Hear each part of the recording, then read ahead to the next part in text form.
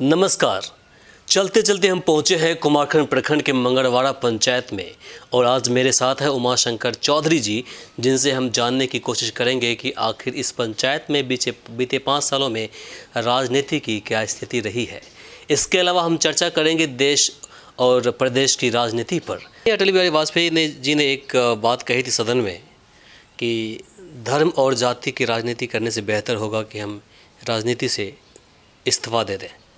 लेकिन आज के दौर में बिना धर्म जाति के नाम के राजनीति होता ही नहीं है। देखिए, इस तरह की कोई बात नहीं है कि जात और धर्म पर राजनीति। कुछ लोग काम करके, मेहनत करके भी अपना नाम कमा सकते हैं और पार्टी को मजबूती दे सकते हैं। हम तो पहले भी बता चुके हैं कि कुछ लोग शुरू से, पहले से भी, पूर्व से भी आते आ रहे हैं, आज भी हैं और हमको लगता है भविष्य में भी होगा। जो कुछ लोग नीचा दिखाने के लिए हर संभव प्रयास करते रहते हैं कि मतलब गलत करके भी हम आगे बढ़ जाएं, लेकिन ऐसा होता नहीं। अच्छा परिणाम निकलता है, अच्छे लोगों को अच्छा होता है। थोड़ा सा सच्चाई, सही काम करने वाले को परेशानी होती है, लेकिन उसका कहावत है कि सत्य जो है वह पर परेशान हो सकता है, लेकिन पराजय नहीं होती है। आजकल के जितने वोटर्स हैं उनका भी तो मेंटालिटी चेंज हो गई है ना। वो कहीं ना कहीं वो भी तो जाति और धर्म के आधार पर ही वोट करते हैं और उम्मीदवार को चुनते हैं।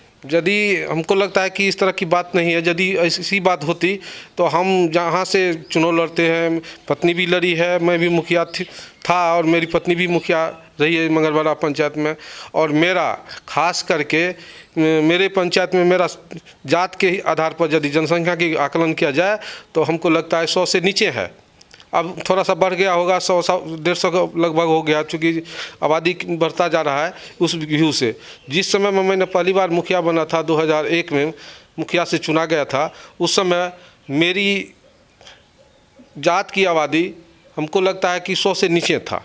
लेकिन इतनी बड़ी पंचायत में, 13 वार्ड का पंचायत है, वहाँ हमको मुखिया पद के लिए क्यों सिलेक्शन किया? जिस तरह से अभी अफसरशाही बढ़ता जा रहा है, ये क्या बोलते हैं आपको, प्रखंड के अंदर, जिला के अंदर, आपको नहीं लगता है कि करप्शन घटने के बजाय बढ़ता ही जा रहा है?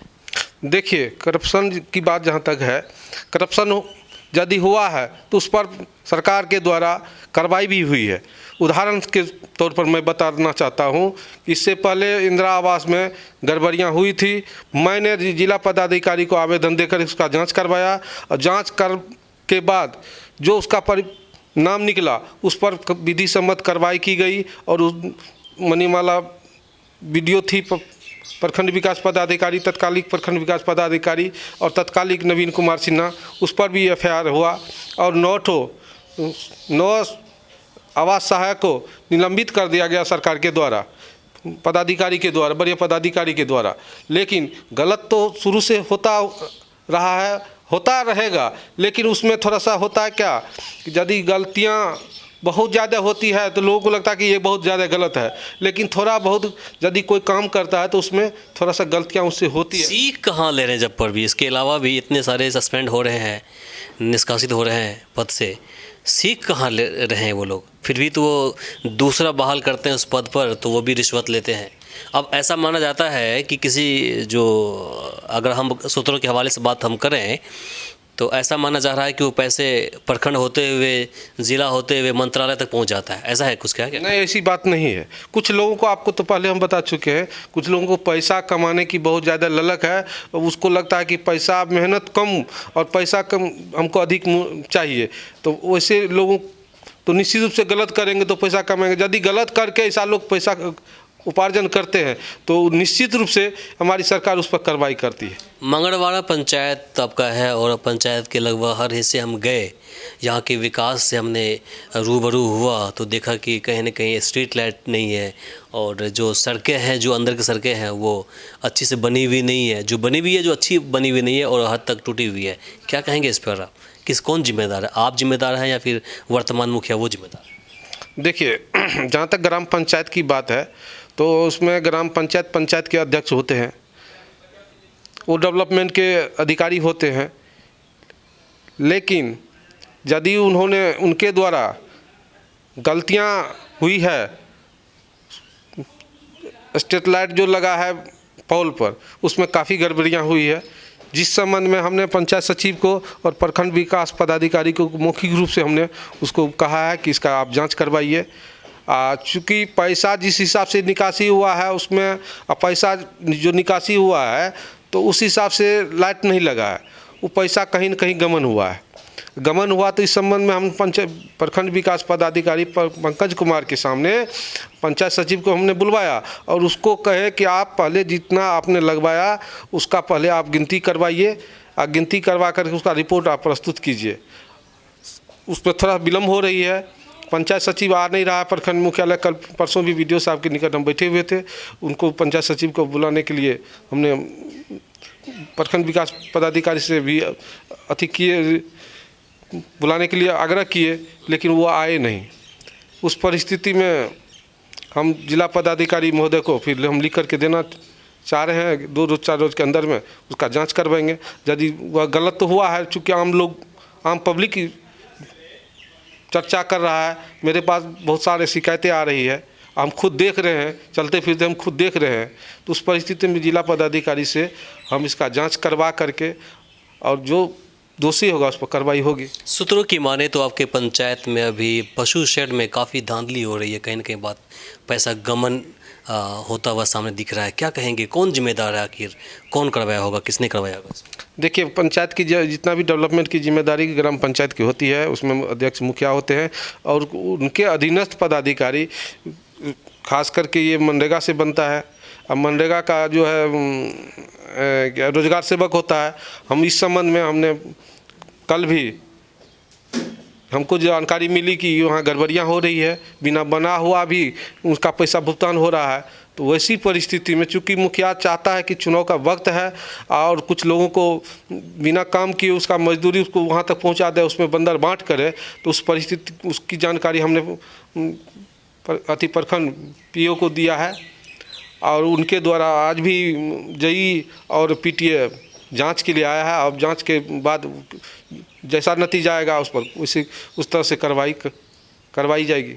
इसके बाद राशन का भी कुछ आया इस तरह से कि मतलब राशन नवंबर का जो माल था डीलर लोगों के द्वारा नहीं दिया गया, उसका शिकायत मेरे पास आया। हमने उसको जिला पदाधिकारी को आवेदन दे करके उसका जांच के लिए भेजे, लेकिन त्वरित कार्रवाई की गई कि अविलंब वितरण हो गया और वैसे लोगों को थोड़ा डांट फटकार करके पदाधिकारी वितरण करवा दिए गरीब लोगों को, लाभ उसका पहुंच चुका है। यही चीज़ तो है, डांट फटकार करने के बाद वो सोचते हैं चलो ठीक है मामला सेटल हो गया, ख़त्म हो गया, लेकिन उसका मनोबल तो टूटता तो है नहीं। जब तक वो जेल नहीं जाएंगे, कोई प्रशासनिक कार्रवाई नहीं होगी उस पर, तब तक तो ऐसा कुछ होने वाला नहीं। अच्छा चलो, खैर बात रही आम अभी चुनाव की, पंचायत चुनाव की, तो हमको लगता है इस बार फिर से आप उम्मीदवार होंगे, तो कैसी तैयारी है आपको, आपकी तैयारी कैसी है? देखिए, चुनाव 2016 में चुनाव हुई थी। उस समय में उससे पहले मेरी पत्नी मुखिया थी ग्राम पंचायत मंगलवाड़ा की और हमने काफ़ी मेहनत किया, मुझे अवार्ड भी मिला था जिला लेवल पर और हम आत्मनिर्भर हो गए थे कि हमने काम किया है, लोग हमें अपना आशीर्वाद देंगे। लेकिन कुछ लोग के बहकावे में आकर के लोग इधर उधर भटक गए, लेकिन फिर भी बहुत कुछ मत से अंतराल से हम चुनाव हार गए। उसमें हम अपने को महसूस करते हैं कि उसमें हमारी लापरवाही हुई है, हम लोगों को अपनी बात वहाँ तक पहुँचा नहीं पाए कि हम जो काम किए हैं। चुनाव हारने के बावजूद भी हम पंचायत में हर व्यक्ति से मिलते रहे, उनकी समस्या को सुने और उनका जो इतना समस्या हमसे होने वाला था, जो हमारे स्तर का था, प्रखंड स्तर का था, जिला स्तर का था, सारा समस्या का हम सॉल्व करवाने का हर संभव प्रयास किए और बहुत हद तक सॉल्व हुआ अभी। तो उसका परिणाम आज देखने को मिल रहा है कि लोग, हम नहीं भी चाहते हैं कि ग्राम पंचायत का चुनाव लड़ें, फिर भी लोगों की तरफ से काफ़ी प्रेशर आ रहा है कि नहीं, आपके जैसे लोग चुनाव नहीं लड़ेंगे तो फिर इस पंचायत का क्या हाल हो सकता है। जो वर्तमान में चल रहा है उससे लोग बहुत। आपकी प्राथमिकता क्या होगी? पहले आप किस काम को प्राथमिकता देंगे? देखिए, प्राथमिकता तो सबसे पहले है कि साफ़ सफाई, स्वच्छ, सरकार का है कि स्वच्छ भारत मिशन। हमारा जब तक समाज साफ़ सफाई नहीं, गाँव गंदगी से दूर नहीं होगा तो बीमारी से हम वंचित नहीं रह सकते हैं। हम लोग अक्सर गंदगी से बीमारी ज़्यादा फैलता है, रोग बढ़ता है, इसको लोग फॉलो नहीं कर पाते हैं और उस टाइप से उसको ग्राम पंचायत के द्वारा बताया नहीं जाता है। लेकिन हम लोग चलते फिरते जहाँ संभव होता है उसको बताते। पहले हम लोग तो गंदगी से हम लोगों को उसके बारे में विस्तार से बताएंगे। उस संबंध में चुनाव यदि लोगों का आशीर्वाद मिलेगा, हम तो आश्वस्त हैं। लोग जैसा बता रहे हैं, अगल बगल के लोग आपके जैसे अन्य लोग भी बता रहे हैं, तो हम आश्वस्त हैं, हमने काम किया है, हमको आशीर्वाद लोग देंगे। चलिए, साफ़ सफाई के लिए आपने वो बताया, लेकिन आप गरीब गुरबों के लिए क्या करेंगे आप? चूँकि उनको तो पहले रोटी चाहिए पेट में, पहनने के लिए कपड़ा चाहिए, ऊपर छत चाहिए कम से कम, उसके लिए उनके लिए क्या करेंगे? उनके लिए देखिए, सरकार की तरफ से सारा ऑप्शन खुला हुआ है। जो 60 साल से ऊपर है, विधवा है, विकलांग निःशक्ता पेंशन भी है, व्यवस्था है। तो हम आज के डेट में भी 5 साल पद पर नहीं रहने के बावजूद भी लगभग मेरे पास जितने लोग आए, मैं यहाँ बैठ करके पंचायत सचिव को बुला करके लगभग 450 आदमी को हम वृद्धावस्था पेंशन, निःशक्ता पेंशन, हर तरह का जो पेंशन होता है उसका लाभ उन लोगों तक पहुँचा दिए। रही बात कि सरकार का है कि राशन कार्ड अधिक से अधिक लोगों को उपलब्ध भी करवाए हैं। जो बचा हुआ उसको हम हर संभव प्रयास करके उसको लाभ वहाँ तक हर व्यक्ति तक पहुँचा देंगे। चलिए, हमारी शुभकामना आपके साथ है। अभी हमारे साथ थे उमाशंकर चौधरी जी, जिन्होंने अपनी बातें रखी। लगातार 2 बार मुखिया का चुनाव जीत चुके हैं ये, और ये चौथी बार शायद इनके लिए उम्मीदवारी होगी और ये उम्मीदवार होंगे। और अगर हम रिपोर्ट की माने, अगर मीडिया रिपोर्ट की माने, तो इनका जो उम्मीदवारी मजबूत बताई जा रही है। फ़िलहाल के लिए इतना ही। नमस्कार। हमारे इस चैनल को सब्सक्राइब करें, साथ ही बेल आइकन पर प्रेस करना ना भूलें, ताकि हर अपडेट्स आप तक पहुंचती रहे।